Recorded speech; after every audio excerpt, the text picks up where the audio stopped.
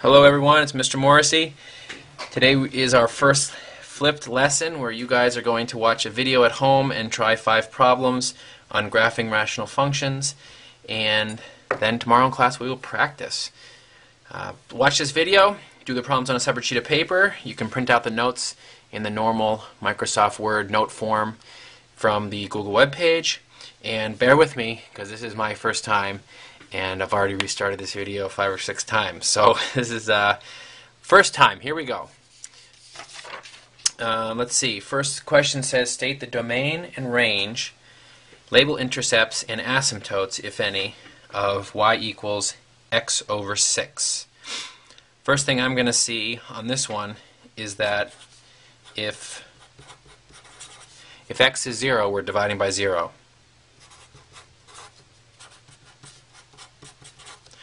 So I'm going to put in a asymptote at x equals 0. That's the first thing I'm going to notice.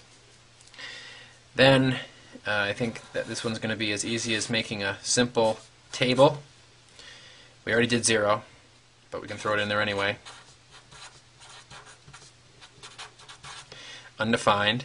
And then I would say we want to go for integer answers. So let's plug in 1. Get 6, -1, -6,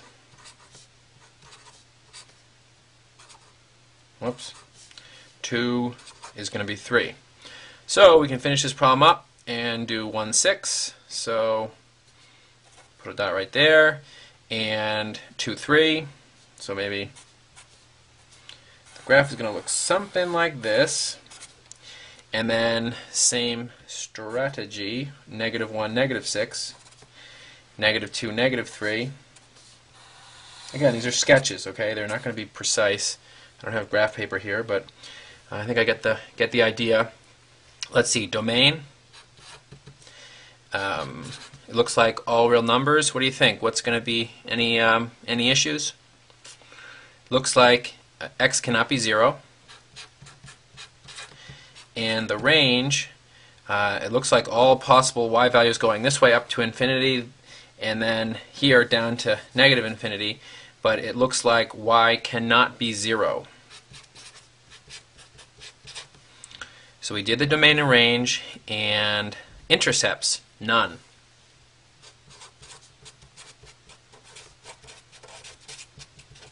So I'm going to write no intercepts. Okay, I'm just checking out the screen here to see if you can actually see that. And asymptotes, there's an asymptote here, a vertical asymptote at x equals 0, and there's a horizontal asymptote at y equals 0. Okay. Alright, I'm done with my first problem. That was pretty good. Let's keep going. Remember, you can always pause the video if you want to stop and look at a problem again. Okay, example 2, sketch y equals -4 over x plus 2 minus 1. A couple things I'm going to notice here. This is a flip around the x-axis, and I'm going to notice that's going to be a shift of the graph 2 units to the left.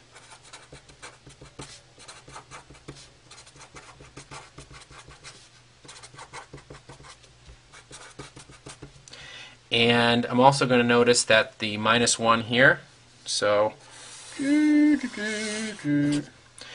is a shift down by 1 unit. Okay, so let's see, let's look for a couple things. Immediately you're going to see that if you plug in -2 for x, you're a ... vertical asymptote. So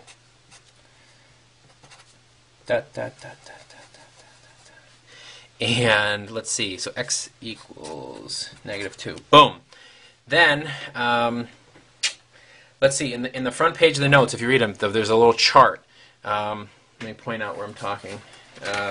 This little chart right here. Okay, take a look at this. It says the horizontal asymptotes are more tricky and for a more complex rational function. So in this example we're looking at, this is negative 4 over x plus 2. Okay? Technically this is negative 4x to the 0, and this is x to the first. So if you look in this chart, let me see if you can see it. It's hard for you to see, but look at the front page of the notes. The q of x leading term, okay, is greater. This is x to the first, and there's x to the 0 in the numerator. So if q of x, or if the degrees in the leading term is greater than the degrees in the numerator term, then we're going to have a horizontal asymptote at y equals 0.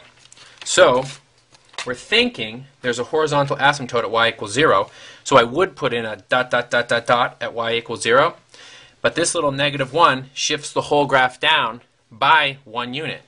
So instead of being a dot dot dot dot dot at y equals y equals 0, I'm going to put in a horizontal asymptote at at y equals negative 1. Now a couple more things I can do is find the x-intercept and the y-intercept. So let's find that. So we know the x-intercept is when y is 0.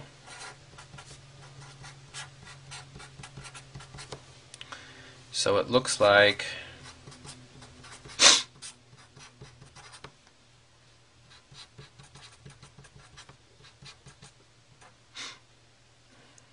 negative 6. Is that right? Yeah, I guess so. Okay, check my math on that one, see if you agree.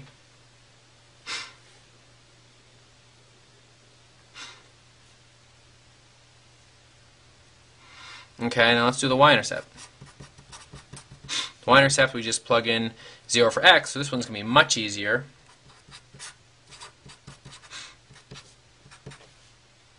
So that looks like negative 2 minus 1. That's negative 3. So let's see here. 1, 2. We'll put the x-intercept at negative 6 and the y-intercept at negative 3. So there's two pieces of information we know. And basically this is going to be the graph of, say, 1 over x. And it's just going to be shifted to the left and it's going to be shifted to the left 2 units and down 1 unit, and you notice this negative here flips the graph around the x-axis. So we're thinking the graph's going to look something like this. 1, and I'm running out of room here, but this would flatten out, and we're done. So a couple things to point out: we have y-intercept of negative 3. We have x-intercept, negative 6 comma 0. This was 0, negative 3. I know it doesn't say to do this, but it's a good idea too. And let me see, I think we're done. Okay. You can pause it, remember. Keep going. Okay. Let's see. The first thing I would immediately notice about y equals 2x plus 1 over x minus 3 is that there is a dot dot dot dot dot vertical asymptote at 3.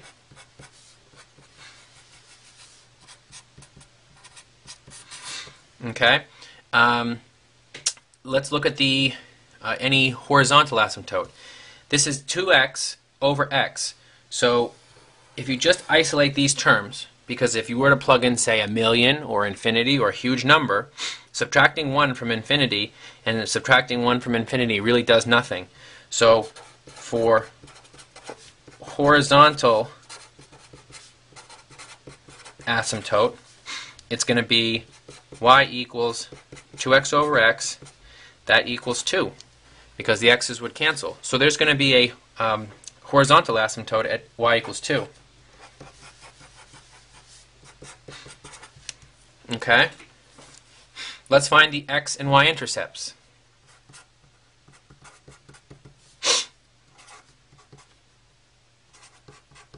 Notice if I cross multiply with x minus 3, I still get 0. So it looks like x equals 2x minus, oh, that's a plus 1 there, my bad. So that's x equals negative a half. we'll put in a half. And then let's find the y-intercept. That should be a little bit easier. That's going to be positive 1 over negative 3. So that's negative a third. It's hard here with these Sharpies. Okay, so it looks like, since the graphs usually hug the asymptotes, it looks like we're going to get a graph like that. And then, oh gosh, what are we doing for values greater than 3? So we're going to figure that out. Let's just do a test point. Let's plug in 4. Let's see what happens when we plug in 4.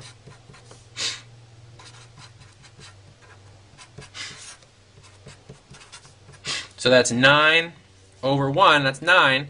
So there's a point up here, 4 comma 9. Graphs always hug the asymptotes. I'll label 4 comma 9. And why don't we throw the domain and range in there, since that's a good thing to know. So it looks like all values for x are possible except 3. And let's throw the range in. The range looks like all values for y are possible except for 2. So here we have the x-intercept, the y-intercept, the domain, the range, the horizontal asymptote, the vertical asymptote, and a sketch of the graph.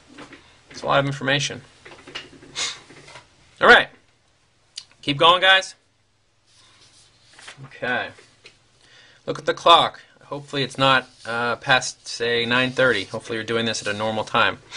If it's like, how about this? If it's the next day, we need to work on getting this done earlier if possible. I know it's easy for me to say.